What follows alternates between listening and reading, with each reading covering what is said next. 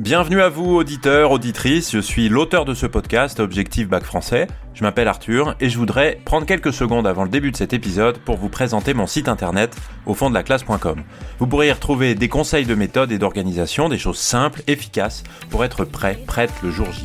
Des cours aussi sur les œuvres au programme qui correspondent aux épisodes de ce podcast. Vous trouverez le lien dans la bio du podcast et des épisodes, aufonddelaclasse.com. Merci beaucoup et à très bientôt. Ciao, ciao.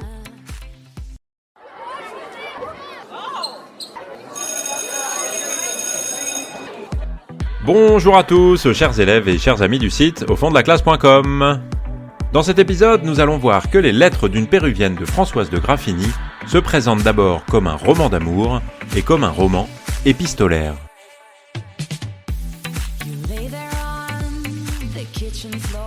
Et oui, pour commencer cette série d'épisodes consacrés aux lettres d'une péruvienne de Françoise de Graffigny, on va d'abord s'étonner et s'interroger sur le fait que ce livre est un roman, alors même qu'on le présente dans le cadre de l'objet d'étude du programme, la littérature d'idées du XVIe au XVIIIe siècle. Alors, c'est pas un livre qui se présente de fait explicitement comme un livre de littérature d'idées, mais un roman dont le sujet premier est amoureux, dont le thème est amoureux, donc il se rapporte davantage dans la tradition de l'époque à la princesse de Clèves, de Madame de Lafayette par exemple, et puis sur la forme c'est un roman épistolaire, c'est-à-dire un roman par lettres.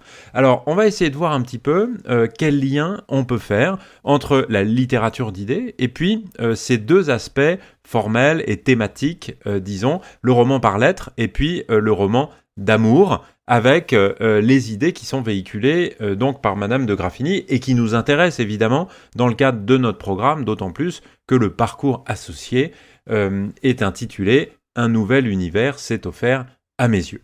Alors, c'est un dispositif qui est sans doute très habile que celui du roman d'amour touchant et celui de ce qu'on pourrait appeler la monodie épistolaire. Alors commençons par parler du thème amoureux et de la dimension touchante, émouvante de ce thème-là.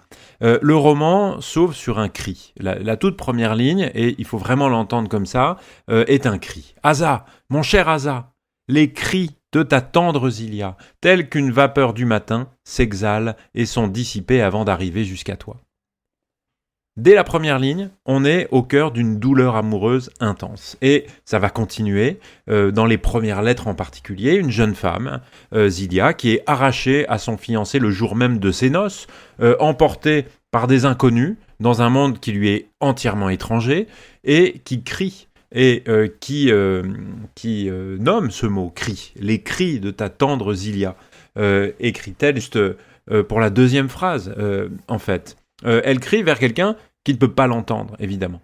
Et la métaphore de la vapeur du matin, elle dit l'évanescence, l'impuissance, les mots qui partent et qui disparaissent sans jamais atteindre leur destinataire. Ce dispositif, évidemment, il a tout pour avoir des effets émouvants sur les lecteurs, les lectrices. D'abord, à cause de ce cri, parce que remplacer des mots qui décrivent la souffrance par un cri, eh bien, c'est dire que les mots du dictionnaire, les mots qu'on peut utiliser dans notre langue, ici c'est la langue indigène de Zilia, évidemment, puisqu'on est au tout début et qu'elle ne maîtrise pas encore le français, mais peu importe, c'est que la langue qu'on utilise est incompétente pour décrire et exprimer la souffrance extrême qui est celle de Zilia. Et puis d'autre part, il y a évidemment ce dispositif d'une lettre qui ne va jamais arriver à son destinataire. Et les vapeurs du matin, elles connotent cet effet-là et nous mettent en face de cette réalité extrêmement dure de quelqu'un qui parle à un autre qui ne pourra probablement jamais l'entendre. C'est le sens, en tout cas, de cette métaphore de la vapeur du matin. Et puis, le roman continue sur ce registre. Zilia aime, elle souffre, elle attend, elle espère, elle pleure, et elle va jusqu'à tenter de se jeter dans la mer, dans la lettre 6, que la mer abîme à jamais dans ses flots ma tendresse malheureuse, ma vie et mon désespoir. Avant d'être en être finalement empêché de justesse. Ce sont des grands sentiments, des larmes, de la passion absolue. Et à l'époque de Madame de Graffigny, le public du XVIIIe siècle est très friand, très amateur de ce genre de choses et reçoit le roman de Françoise de Graffigny avec un grand enthousiasme aussi pour cette raison-là.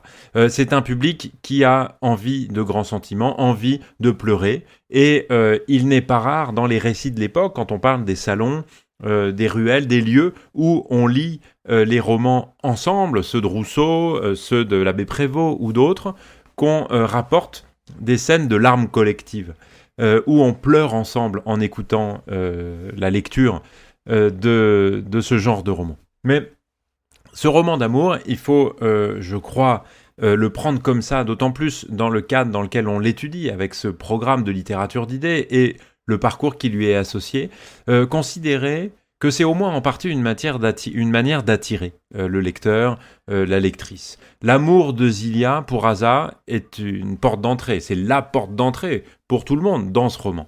Mais ce que le roman porte plus profondément, c'est-à-dire la critique des mœurs françaises, la dénonciation de la condition des femmes, la réflexion philosophique aussi sur la connaissance, sur la liberté, eh bien tout ça se glisse dans les plis du sentiment.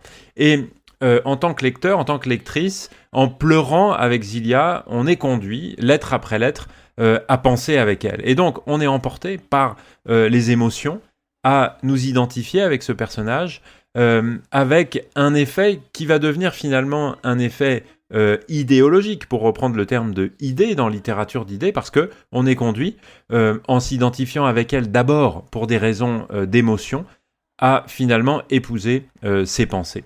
Et pour venir au deuxième point que je voulais aborder avec vous, le dispositif formel du roman renforce cette stratégie et il la renforce d'une façon qui est vraiment décisive, parce que Les Lettres d'une Péruvienne sont un roman épistolaire qu'on pourrait appeler monodique, c'est-à-dire qu'on entend une seule voix.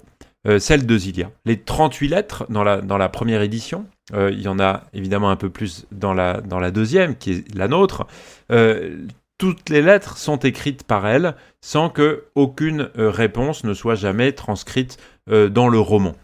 Ces lettres, elles sont officiellement adressées à Aza, mais bien sûr, Aza est ce qu'on pourrait appeler un relais, un destinataire relais. Il est là pour permettre à Zilia de parler, jamais pour répondre, et donc derrière lui, les vrais destinataires, évidemment, sont les lecteurs, les lectrices des Lumières, et évidemment nous, aujourd'hui. C'est ce qu'on pourrait appeler, en reprenant ce terme à l'analyse théâtrale, plutôt une forme de double énonciation. Zilia écrit à Aza, mais c'est au public qu'elle parle. Et cette structure, c'est la machine argumentative de tout le roman. Et elle permet à Françoise de Graffigny, l'autrice donc du roman, et non pas celle qui écrit les lettres, puisque celle qui écrit les lettres dans le dispositif de la fiction, évidemment, c'est Zilia. Tout ça permet à Françoise de Graffigny de faire tenir ensemble la lettre d'amour, qui nous attire par le registre sentimental, comme je vous le disais avant, et en même temps, ce qu'on pourra appeler dans un autre épisode la lettre reportage, c'est-à-dire tout ce qui construit le propos critique sur la société française et qui va illustrer le parcours à notre programme. Et il y a un moment où, dans le roman, ce dispositif se révèle. Et c'est un des passages les plus importants du texte, peut-être dans la lettre 23. Zilia vient de rédiger une longue lettre à Aza, et elle se retrouve face à une évidence terrible. Elle écrit ceci. « Ma lettre est écrite, et les caractères ne sont tracés que pour moi. » Ce qui signifie, Aza ignore que cette lettre existe, ignore même que j'existe moi, que je souffre, que je l'aime. Et Zilia, elle le dit donc elle-même.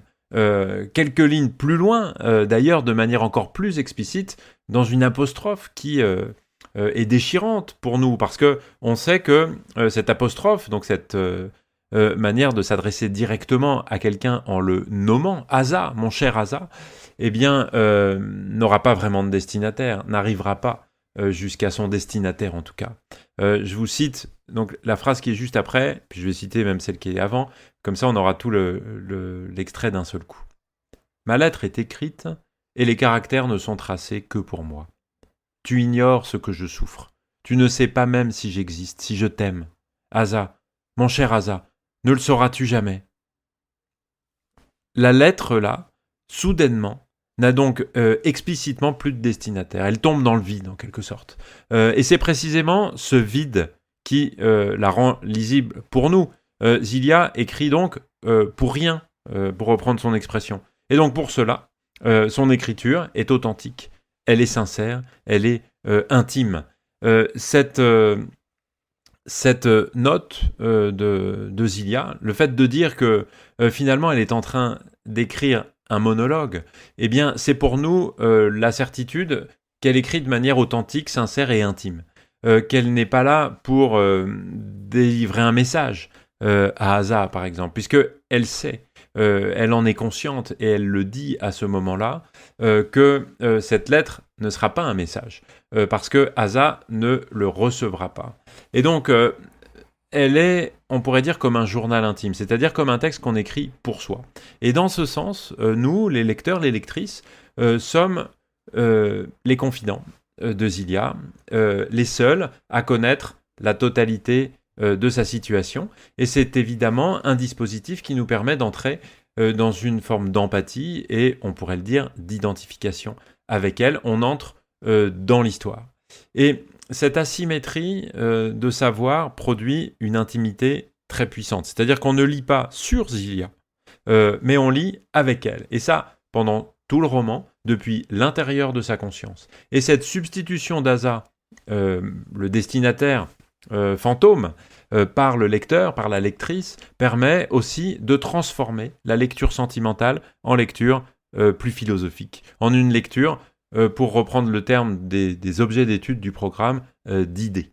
Et à partir de la lettre 23, eh bien, on ne lit plus pour savoir si Zilia retrouvera un jour Asa, on lit pour comprendre ce que Zilia comprend du monde qu'elle découvre. Et de cette manière-là, eh bien, le lecteur, la lectrice de ce roman épistolaire monodique, qui est lancé pour nous comme une histoire d'amour, et une histoire d'amour émouvante, déchirante même, qui est écrite à un destinataire dont on comprend peu à peu qu'il ne recevra jamais les lettres, se transforme en un livre d'idées, un livre qui va nous faire partager une vision du monde à laquelle lecteurs, lectrices du XVIIIe siècle, et évidemment nous aujourd'hui avec nos particularités, eh bien on ne s'attendait pas, et qui va nous permettre de changer notre propre vision du monde.